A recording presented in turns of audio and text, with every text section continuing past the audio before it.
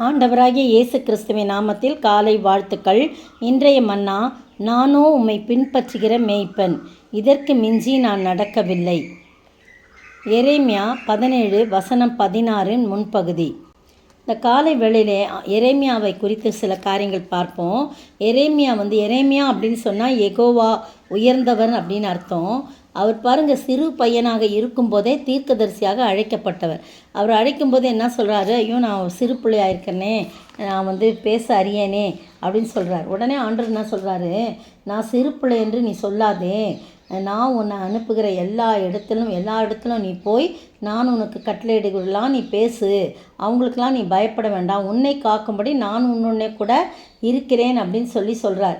அப்படி சொன்னது மட்டும் இல்லை, தமது கரத்தை நீட்டி எரேமியாவுடைய வாயை தொட்டு, இதோ என் வார்த்தைகளை உன் வாயில் வைக்கிறேன், பார், பிடுங்கவும் இடிக்கவும் அழிக்கவும் கவிழ்க்கவும் கட்டவும் நாட்டவும் உன்னை நான் இன்றைய தினம் ஜாதிகளின் மேலும் ராஜ்யங்கள் மேலும் ஏற்படுத்தினேன்னு சொல்லி கர்த்தர் எரேமியாவோட சொல்கிறத நம்ம பார்க்குறோம். அதிலிருந்து அவர் என்ன பண்ணுறாரு? ஆண்டவருக்கு பிரியமாய் ஆண்டவர் என்ன சொல்கிறாரோ, இதில் என்ன சொல்கிறாரு? நானோ உம்மை பின்பற்றுகிற மேய்ப்பன். பார்த்தீங்களா? அவர் தான் தலைமை மேய்ப்பன், நல்ல மேய்ப்பன். அவருக்கு பின்னாடி போகிறவர், இவரும் மேய்ப்பனாக போகிறார். ஏன்னா அவர் என்ன சொல்கிறாரோ அதுபடி செய்கிறார்.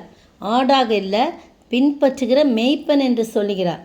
அப்போ பார்த்தீங்கன்னா, நீங்கள் தான் தலைமை ஹெட்டு, நாங்கள் உங்களோட கூட இருக்கிற உங்களை பின்பற்றுகிற மேய்ப்பன் சொல்கிறார். எவ்வளவோ பாடுகளெல்லாம் சந்திக்க வேண்டி இருந்த போதிலும் கர்த்தர் அளித்த பணியை சிரமே மேற்கொண்டாருன்னு சொல்லலாம்.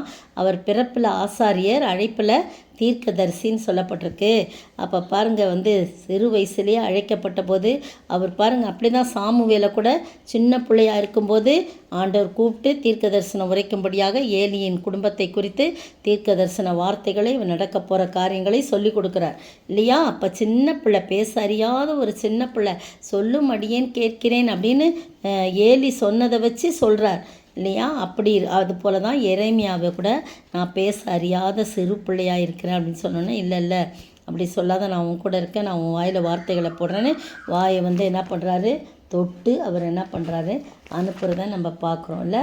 எவ்வளோ கரத்தை நீட்டி வாயை தொட்டு என் வார்த்தைகளை வைக்கிறேன் அப்படின்னு சொல்கிறார். கர்த்தருடைய ஆலோசனைக்கு ஏற்ப அவர் திருமணம் செஞ்சுக்கலையாம். எவ்வளவோ பேர் அரசர்களின் அலுவலர்களும் கள்ள தீர்க்கதரிசிகளும் ஆலய பணிபுரிபவர்களும் மக்களும் எதிர்த்து போராடிய போதிலும் தம்முடைய வாழ்நாள் முழுவதும் கர்த்தருக்கு உண்மையாக இருந்தால், அதான் நானோ உம்முடைய மெய்ப்பனாக இருக்கிறேன் அப்படின்னு சொல்கிறத பார்க்க. நானும் உம்மை பின்பற்றுகிற மெய்ப்பன். மக்களின் மன விருப்பத்தின்படி எதுவும் செய்யாமல் கர்த்தர் என்னென்ன கூறுகிறாரோ அதெல்லாம் தைரியமாக அவர் சொல்கிறார். தைரியமாக நீ பேசு, நீ பயப்படான்னு சொன்னால அதே மாதிரி அவர் சொல்கிறார். சத்தியத்தை சத்தியம்னு கூறும்படியாக அவர் அழைக்கப்பட்டார். எத்தனையோ அடிகள், சிறைவாசம், உளையான கிணற்றில் போடப்படுறாங்க, அப்படிலாம் நிறைய காரியம் இருந்தாலும் தியாகத்தோடு அவர் என்ன பண்ணுறாரு? ஊழியம் செய்கிறார். அப்போ பாருங்கள், இந்த இடத்துல சொல்லப்பட்டிருக்கு, நானும் முன்னாடிலாம் சொல்லியிருக்கு, அவங்க துன்மார்க்கமாக நடக்கிறவங்கள பார்த்தெல்லாம் நிறைய காரியம் சொல்லப்பட்டிருக்கு. 17ஆம் அதிகாரத்தெல்லாம் யூதாவின் பாவம் இரும்பு எழுத்தாணியாலும் வைரத்தின் நுனியினாலும் எழுதப்பட்டு அவருடைய இருதயத்தின் பலகையிலும் உங்கள் பலிபீடங்களுடைய கொம்புகளிலும் பதிந்திருக்கிறது அப்படின்னு சொல்லப்பட்டிருக்கு. வைரத்தின் நுனியினால் கடினமான பொருட்களை கூட வெட்டலாம் என்று அந்த ஜனங்கள் அறிஞ்சிருக்காங்க. அதனால தான் இதை அப்படி சொல்கிறாங்க. பாவத்தை குறித்து அதை சொல்லும்போது அதெல்லாம் எழுதப்பட்டிருக்கு அப்படின்னு சொல்கிறாங்க. அப்படிலாம் இருக்கிறாங்க.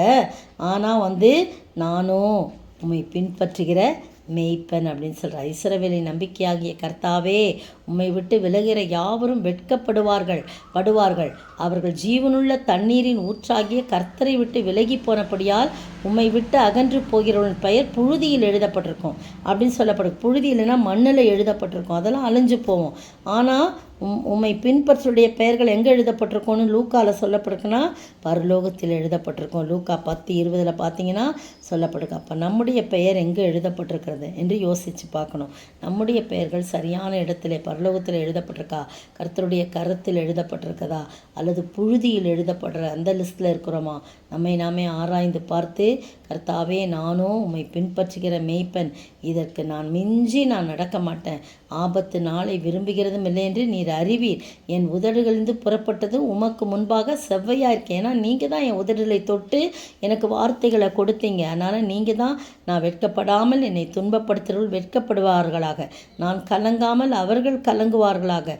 தேவரீர் தீங்கு நாளை அவர்கள் மேல் வரப்பண்ணி ரெட்டிப்பான நொறுக்குதலால் அவர்களை நொறுக்குன்னு சொல்லி கேட்குறத நம்ம பார்க்குறோம். இந்த அருமையான வேளையிலே நீங்களும் நானும் அப்படி நம்முடைய சத்துருக்கள் நொறுங்கி போவதற்காக நாம் வேண்டாதபடி அவர்களையும் சந்திங்க ஆண்டவரே, அவர்களையும் உடைய பிள்ளைகளாய் மாற்றுங்க, அவர்களையும் உம்மை பின்பற்றுகிற மேய்ப்பனாய் மாற்றுங்கன்னு சொல்லி நம்ம ஜெபிக்கும்போது கர்த்தர் நிச்சயம் அவர்களையும் கர்த்தரை பின்பற்றுகிற மேய்ப்பராய் மாற்றி எல்லா காரியங்களிலும் அவர் கூடவே இருந்து அவர் செய்கிற காரியத்தை வாய்க்கும்படியாக செய்வார். அப்படிப்பட்ட ஆசீர்வாதத்தை பெற்று வாழ நாமும் பெற்று வாழ ஆண்டவர் கிருபை செய்வாராக. ஆமீன்.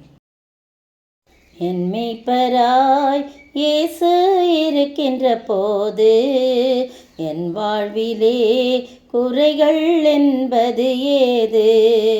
நானோ உம்மை பின்பற்றும் மேய்ப்பனல்லோ, இதற்கு மிஞ்சி நானும் நடக்கவில்லை. என் வாயிலே உம் வார்த்தை வைத்து என்னோடு நடக்கின்றீரே, என் வாயிலே உம் வார்த்தை வைத்து என்னோடு நடக்கின்றீரே. என் மேய்ப்பராய் இயேசு இருக்கின்ற போது என் வாழ்விலே குறைகள் என்பது ஏது?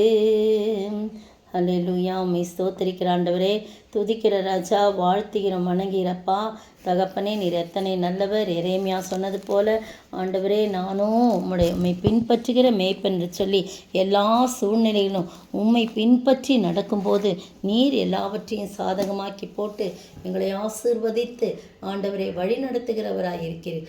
அப்படிப்பட்ட ஆசீர்வாதத்தை நாங்கள் பெற்று வாழ நீர் கிருபை செய்ய வேண்டும் என்று கர்த்தரும் மீட்பரும் ராஜாவாகிய இயேசு கிறிஸ்துவின் விலையேற பெற்ற நாமத்தில் ஜெபிக்கிறேன் பிதாவே, ஆமேன்.